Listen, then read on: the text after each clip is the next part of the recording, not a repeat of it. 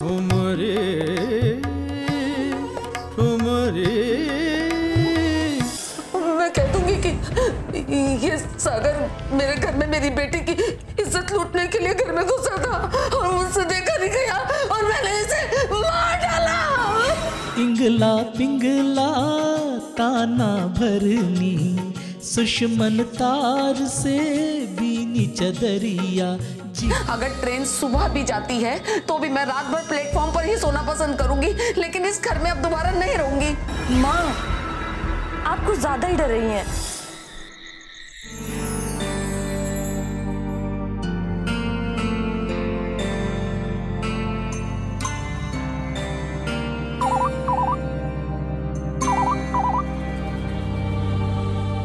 Hello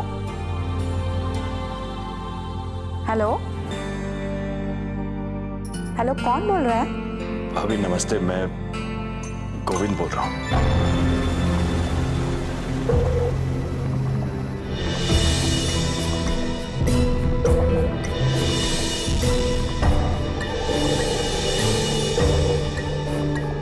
Govind,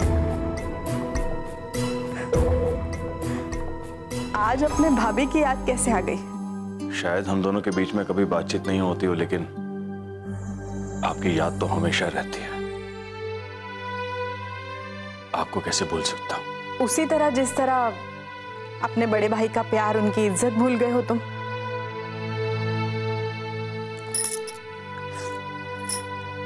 उस दिन जब तुम लोग बंटवारा मांगने आए थे, उस दिन मैं नहीं थी। यदि होती तो बंटवारा जरूर करा देती। भाभी आप मुझे गलत समझ रही हैं। आप तो माया की जिद जानती हैं। माया के जिद के आगे अपने भाई को और कितनी चोट पहुंचाओगे? ये मत भूलना गोविंद, उनसे तुम्हारा खून का रिश्ता है। भाभी, लेकिन मैं किस दुविधा में हूं ये कोई नहीं समझता। मतलब क्या बंटवारा तुम नहीं चाहते? बोलो गोविंद। भाभी अब मैं क्या कहूं? अब मैं कहना तो पड़ेगा देवर जी। मैं अपने पति को और दुखी नहीं देख सकती। इतनी खुदगर्ज मैं कभी नहीं थी, लेकिन तुम सब लोगों ने मुझे ऐसा बना दिया है। भाभी बस मैं इतना ही कहना चाहूंगा कि मैं आप लोगों को कोई तकलीफ नहीं पहुंचाना चाहता। दुख तो पहुंच चुका है, और इतना दुख हुआ है तुम्हारे भाई को कि उन्हें एक माइल्ड हार्ट अटैक आके गया।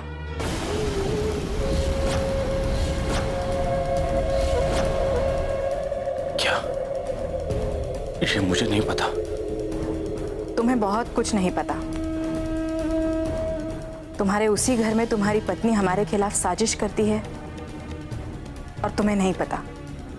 भाभी मैं तो बस इतना ही कहूंगा कि मैं आप लोगों का गुनहगार।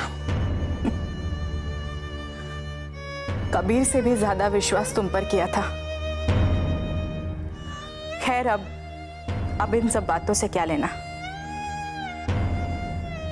माया से कह देना, उसे उसका हिस्सा मिल जाएगा, वो परेशान ना हो।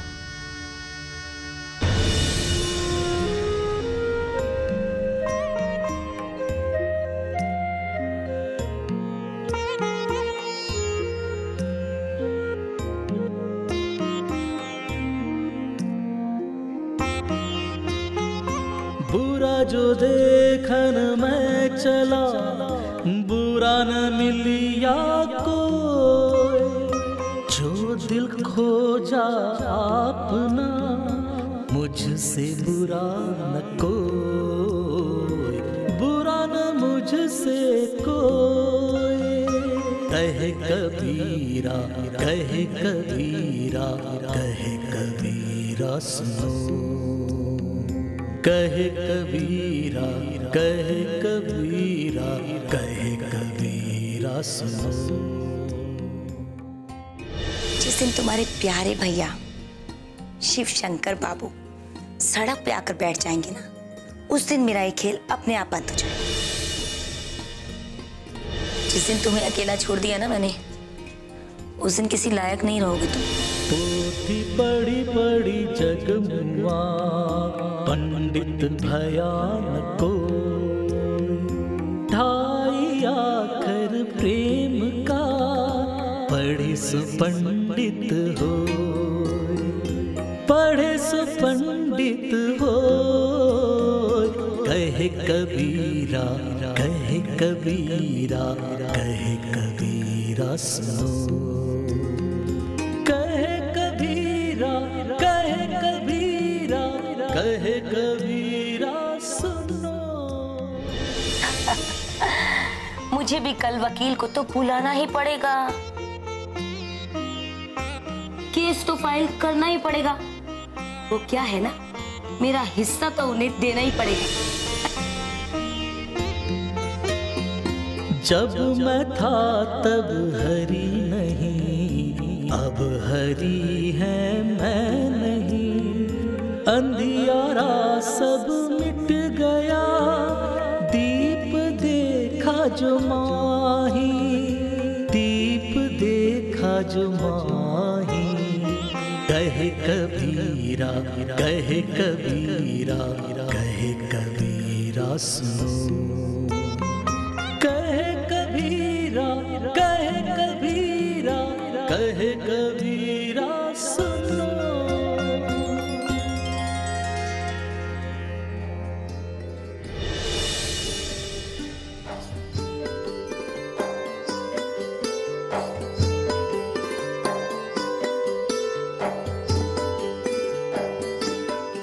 नंदिनी, नंदिनी, माँ, माँ। नंदिनी, क्या हुआ? इतनी खुश नजर आ रही है। माँ, आज मेरी जिंदगी का सबसे खुशी वाला दिन है। जल्दी बता बेटा, इस घर से तो जैसे खुशियां रूठ के बैठी है। माँ, आज पहली बार बाबा ने मेरा पूरा गाना सुना और वो इतने खुश थे कि मुझे अपने गले से लगा लिया। वाह नंदिनी, तूने अपने बाबा को खुशी दी है, वरना वो तो गम से घिरे रहते हैं। हाँ माँ, सच कहूँ तो बाबा के मुंह से ना अपनी तारीफ सुनकर ऐसा लग रहा था जैसे कि मैं जमीन पर नहीं आसमान में उठ रही हूँ। माँ बिटिया रानी, जमीन पे आओ। सिर्फ तारीफ की है, इसका मतलब ये नहीं कि तुम ठुमरी की पारंगत गायिका हो गई हो। हाँ वो तो है, पर माँ बाबा की तारीफ हर किसी को तो नहीं मिलती ना। हाँ, और मेरे लिए तो वो बहुत कीमती है। उनसे वादा जो किया है मैंने। कैसा वादा? यही कि ठुमरी की इस विरासत को मैं बहुत आगे लेकर जाऊंगी। माँ आप देखिएगा, वो दिन बहुत जल्द आएगा जब मैं और बाबा एक ही मंच पर बैठकर ठुमरी गाएंगे और पूरी जनता सुनेगी। वो दिन तुम्हारे बाबा के लिए बहुत बड़ा दिन होगा बेटा। दिल ही दिल में तुम्हारे बाबा भी यही चाहते हैं कि एक मंच पे वो उनके बच्चों के साथ बैठकर गाना गाए। उनकी इच्छा मैं पूरा करूंगी। मैं बनूंगी अपने बाबा के सर की पगड़ी। बेटा, तुम्हारे बाबा के लिए उनका संगीत ही सब कुछ है, और उनकी परंपरा संभाल के तुमने उनके सारे गम भुला दिए हैं। और माँ, ऐसा तो एक बेटी ही कर सकती है ना? तू अपने बाबा की लाडली जो है। मेरे जीवन का बस एक ही ध्येय है अब माँ, इस रास्ते से कभी विचलित नहीं होंगी। बनारस के इस घराने का नाम रोशन करके रहूंगी।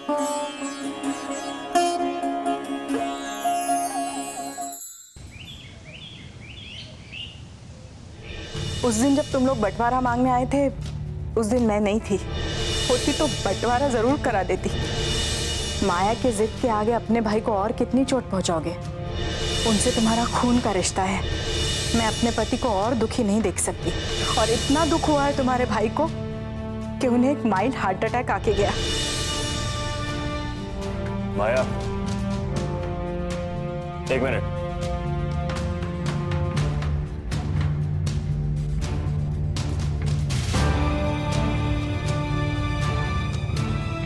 क्या मैं जान सकता हूँ कि कहाँ गई थी तुम? मैं बताना जरूरी नहीं समझती। अच्छा, तो मुझे अब ये भी अधिकार नहीं रहा कि मैं जान सकूं कि मेरी पत्नी कहाँ जाती है, किससे मिलती है और क्या करती है? रियली? अब मैं अपनी मर्जी से कहीं आ जा भी नहीं सकती। उस पर भी रोक लगाओगे तो I mean, मैं अपनी मर्जी से कहीं जा भी नहीं सकती। देखो मेरा ऐसा कोई इरादा नहीं है, लेकिन हाँ, एक पति को यह अधिकार जरूर है कि वो अपनी पत्नी से पूछ सके कि उसकी पत्नी कहाँ आती जाती है। अधिकार? सारे अधिकार पति को ही है मिस्टर गोविंद, या पत्नी के लिए भी कोई अधिकार है? तो मैंने ऐसा कुछ नहीं कहा, तुम बेवजह बात को तूल दे रही हो। बेवजह? आई नो, मैं लड़ाकू हूँ, सबसे लड़ना चाहती हूँ, लड़ने के बहाने ढूंढती रहती हूँ, राइट? तुम चाहे जो मर्जी कहो, लेकिन मेरा बस एक ही सवाल था कि तुम कहाँ गई थी। आजकल तुम्हारी बर्ताव जो है ना वो ठीक नहीं है, समझे? ठीक तो बहुत कुछ नहीं है मिस्टर गोविंद, और जो ठीक नहीं है ना उसे ठीक करने की कोशिश में ही लगी हूँ मैं। एक बात का ख्याल रखना माया कि सब कुछ ठीक करने के चक्कर में कि पत्नी के दायरे से बाहर मत चले जाना। ओहो, दायरा, हद, मर्यादा, कितने बड़े बड़े शब्द है ना, कितने अच्छे लगते हैं। पर एक बात याद रखना मिस्टर गोविंद, जब इस घर में हर किसी ने अपने रिश्ते का दायरा और मर्यादा तोड़ दिया ना, तो तुम मुझसे भी कोई उम्मीद मत रखना। अब मुझे पूरी तरह से यकीन हो गया कि तुम पत्नी का नहीं कोई और ही रिश्ता निभा रही हो। Thank you so much Mr Govind. देर से ही सही, पर आप मुझे पहचाने तो सही। लेकिन मुझे आज ये कहने पर मजबूर हो रहा है कि मैंने तुमसे शादी कर बहुत बड़ी गलती की। अब ये गलती तो तुमसे हो गई मिस्टर गोविंद, अब तो जिंदगी भर आपको मुझे भुगतना ही पड़ेगा। हाँ भुगतूंगा, लेकिन आखिरी बार तुमसे पूछता हूँ, क्या तुम मेरे भैया भाभी के खिलाफ साजिश रचना बंद करोगी या नहीं? नहीं, बिल्कुल नहीं। मैं जब तक उस घर को छिन बिन नहीं कर दूंगी और उस घर के लोगों को सड़क पर नहीं बैठा दूंगी ना, तब तक ना तो चैन की सांस खुद लूंगी ना तुम्हें लेने दूंगी, समझे तुम?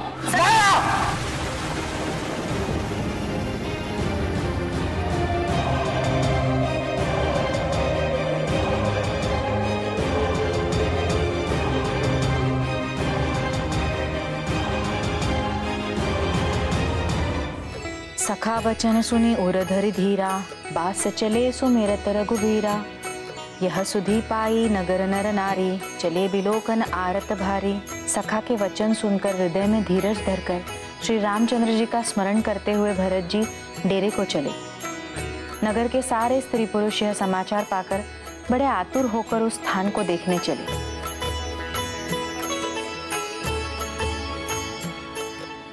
क्या हुआ माँ, आपने पाठ बंद क्यों कर दिया? कुछ नहीं बेटा, आज दिल बड़ा बेचैन था, सोचा श्री रामचरितमानस का पाठ पढ़ लूं, थोड़ी शांति मिलेगी। हाँ, आपको याद है वो दिन बाबा संपूर्ण रामायण का पाठ करवाते थे? पूरा दिन पूरी रात वही चलता था, है ना माँ? उन दिनों बड़ी सुख शांति थी। तुम्हारे चाचा तो गा गा कर सबको चौपाई सुनाते थे। अब तो लगता है जैसे सुख भरे दिन सपना हो गए हो। तवा कल तो वैसे भी अच्छा लगता है माँ। नंदिनी, मैं तो ईश्वर से आज भी प्रार्थना करती हूँ, इस घर की सुख शांति लौट आए। इस घर को जो छोड़कर गए हैं वो सब वापस लौट आए। ये बेकार की प्रार्थना है माँ। जो इस घर के टुकड़े टुकड़े करना चाहते हैं, आप उनसे ये उम्मीद रख रही हो कि वो इस घर में आकर हमारे साथ वापस हिलमिल कर रहे? वो जब वापस आएंगे तभी तुम्हारे बाबा को खुशी मिलेगी। आज भी तुम्हारे चाचा में उनके प्राण बसते हैं बेटा। एक बार जो रिश्ता टूट जाता है ना माँ, उसे वापस जोड़ने से उसमें गांठ आ जाती है, और ये अब बिल्कुल मुमकिन नहीं है। कोशिश करने पर भी ये कभी नहीं हो सकता। अब तो भगवान ही जानता है इस घर के भाग्य में क्या लिखा है।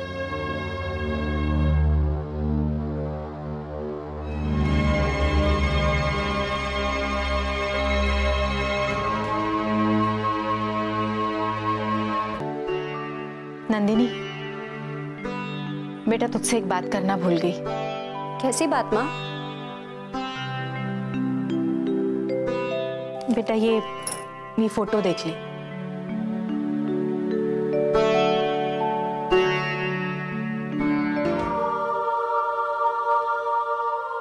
ये किसकी फोटो है माँ? देख तो ले, पसंद आया तो आगे बात चलाऊंगी। माँ माँ, मुझे कोई फोटो वोटो नहीं देखना, मुझे शादी ही नहीं करनी है।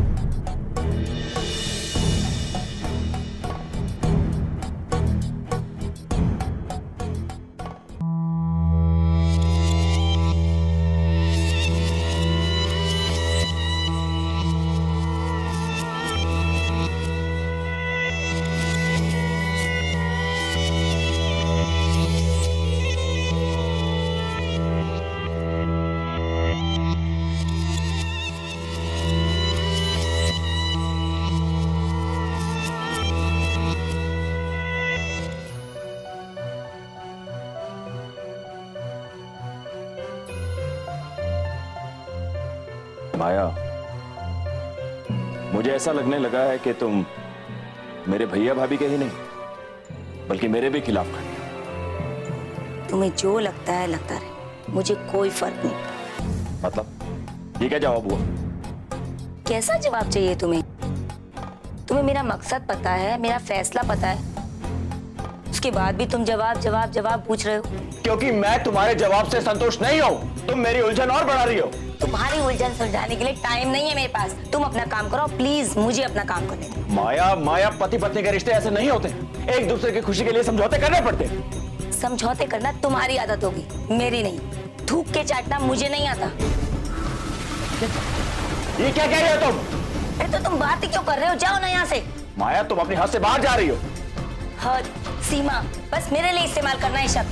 कभी अपने भैया से पूछा है तुमने? उन्होंने अपने रिश्ते की मर्यादा क्यों नहीं रखी? और अपने भैया तुम्हें इतने ही पसंद है ना, तो चले क्यों नहीं जाते उनके पास? क्या है ये? सिंदूर है। तो ये मांग में सिंदूर भरने का ढोंग क्यों? जब पति की तुम्हारी नजर में कोई अहमियत ही नहीं है तो ये नाटक क्यों ये नाटक? बोलो, क्यों ये नाटक है? क्यों?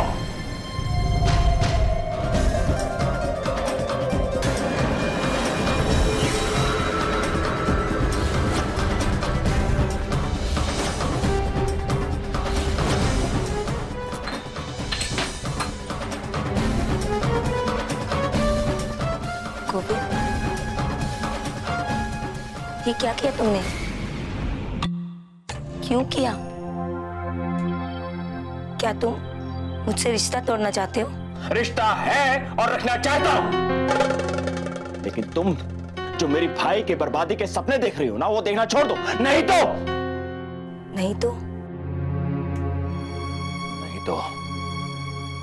तुम्हारा और हमारा जो पति पत्नी का रिश्ता है वो दांव पर लग जाएगा। गोविंद,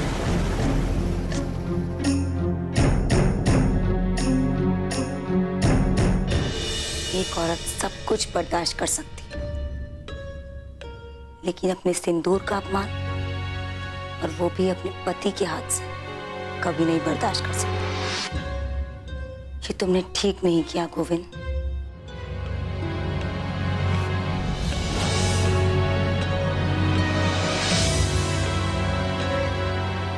एक बार देख तो ले बेटा, शायद तेरा इरादा बदल जाए।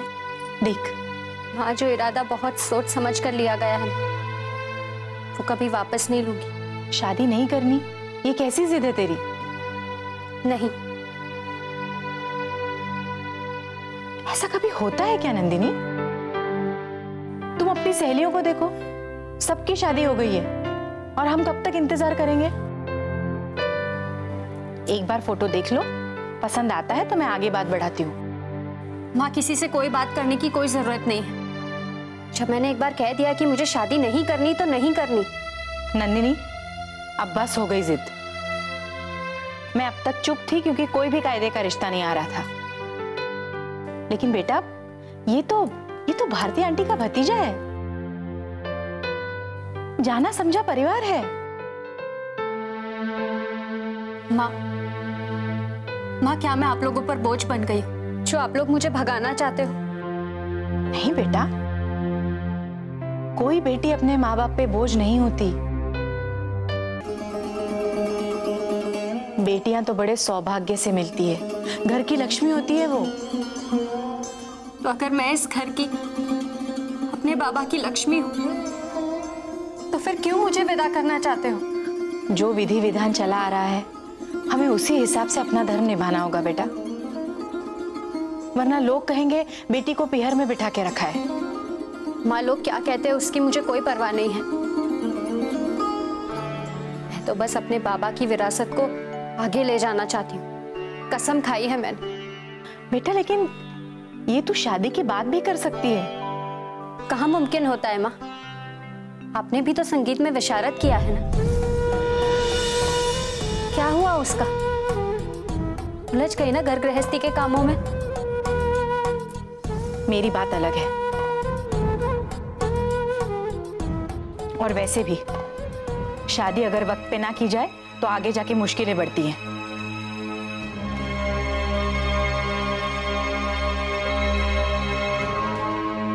माँ प्लीज,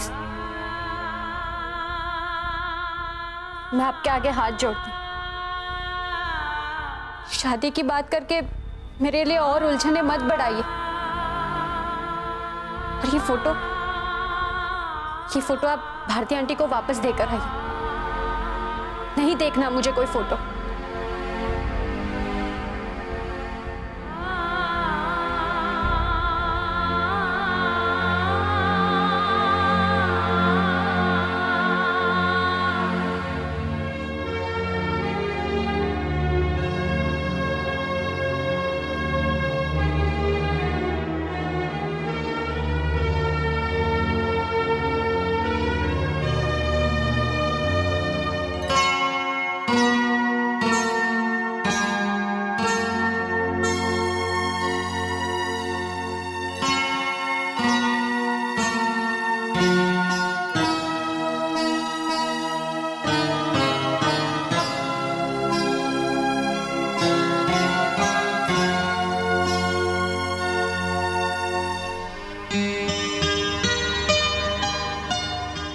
माया, इस तरह से रोने से क्या होगा?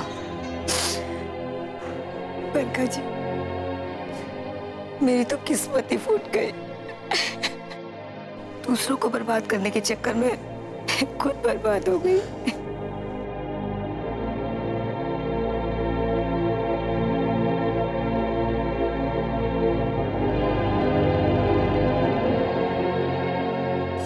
आप जैसे लोगों की वजह से ही शादी जैसा पवित्र बंधन मजाक बनकर रखे, और आप लोगों की वजह से, आप लोगों के सोशल वर्क की वजह से डिवोर्स का रेशो और बढ़ रहा है।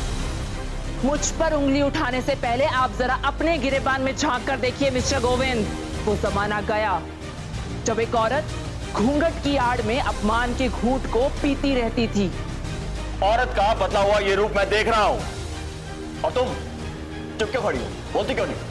बोलो ना, मुझसे तलाक चाहिए, बोलो।